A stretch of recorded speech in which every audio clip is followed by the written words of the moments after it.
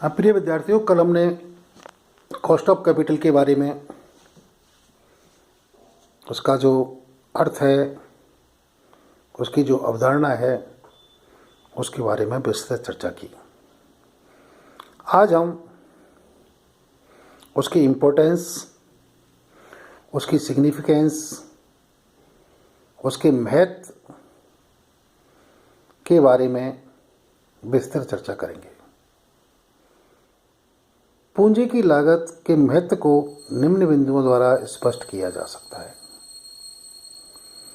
Number 1, पूंजी व्यय निर्णयों में सहायक, helpful in capital expenditure decision.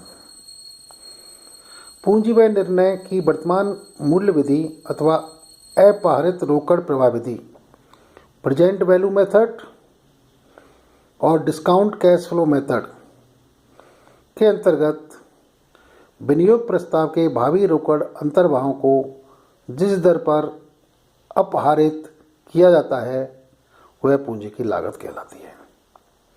दूसरा, पूंजी संरचना के निर्धारण में सहायक, helpful in capital structure. Number 3, वित्तीय स्रोतों के तुलनात्मक मूल्यांकन में सहायक, helpful in comparative evaluation of various sources of fund. यद्यपि पूंजी की लागत के अतिरिक्त नियंत्रण, स्वामित्व तथा जोखिम जैसे तत्वों को भी ध्यान में रखा जाना चाहिए, तथापि ऐसे निर्णयों में पूंजी की लागत महत्वपूर्ण भूमिका अदा करती है। नंबर 4, उच्च प्रबंधन की वित्तीय कुशलता के मूल्यांकन में सहायक,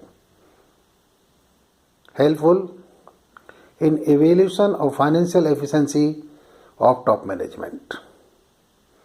नंबर 5, अन्य क्षेत्रों में उपयोग, यूजेज इन अदर। पूंजी की लागत की अवधारणा का उपयोग अन्य वित्तीय निर्णयों में भी किया जा सकता है। उदाहरण के लिए, इसके आधार पर कार्यशील पूंजी की मात्रा तथा उसके जो सोर्सेज हैं उनका चुनाव, डिविडेंड पॉलिसी, लाभांश नीति आदि के बारे में निर्णय लिया जा सकता है। ये आपके कुछ महत्वपूर्ण बिंदु हैं जो कि पूंजी की लागत के महत्व को दर्शाते हैं। अब हम बात करेंगे classification of cost of capital, पूंजी की लागत का वर्गीकरण। पूंजी की लागत के वर्गीकरण को आप 3 भागों में बांट सकते हैं। नंबर 1, स्पष्ट लागत एवं अस्पष्ट लागत, explicit cost and implicit cost.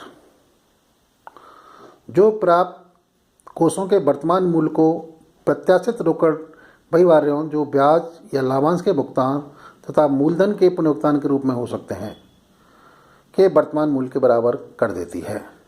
इस प्रकार संस्था द्वारा पूंजी स्रोतों के लिए चुकाई जाने वाली आंतरिक प्रत्याय दर है। अस्पष्ट लागत पूंजी कोषों की अवसर लागत होती है।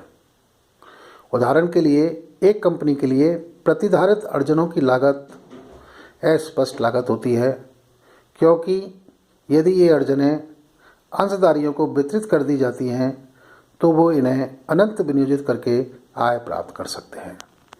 दूसरा है भावी लागत एवं ऐतिहासिक लागत, future cost and historical cost.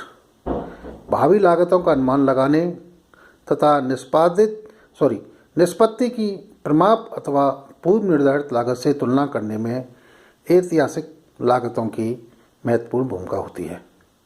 तीसरा है विशिष्ट लागत एवं संयुक्त लागत, specific cost and combined cost. पूंजी के किसी विशिष्ट स्रोत जैसे समतांश, अधिमान अंश, प्रतिधारित अर्जन, ऋण आदि की लागत को विशिष्ट लागत कहा जाता है।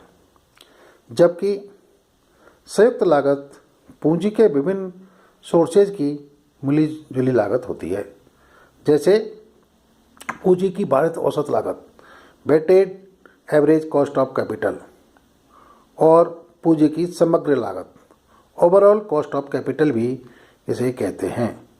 पूंजी व्यय निर्णयों के लिए पूंजी की संयुक्त लागत ही उपयोगी होती है। चौथा है औसत लागत एवं सीमांत लागत, एवरेज कॉस्ट और मार्जिनल कॉस्ट।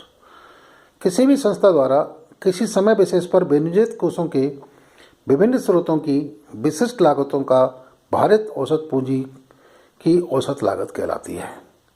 इसकी गणना हेतु पूंजी के विभिन्न स्रोतों को कुल पूंजी संरचना में उनके भाग के अनुपात में भार प्रदान किए जाते हैं, जबकि सीमांत लागत से तात्पर्य संस्था द्वारा प्राप्त किया जा रहे नए कोषों की भारित लागत से होता है। पूंजी बजटन तथा वित्त पूर्ति संबंधी निर्णयों के लिए पूंजी की सीमांत लागत का ही प्रयोग किया जाता है।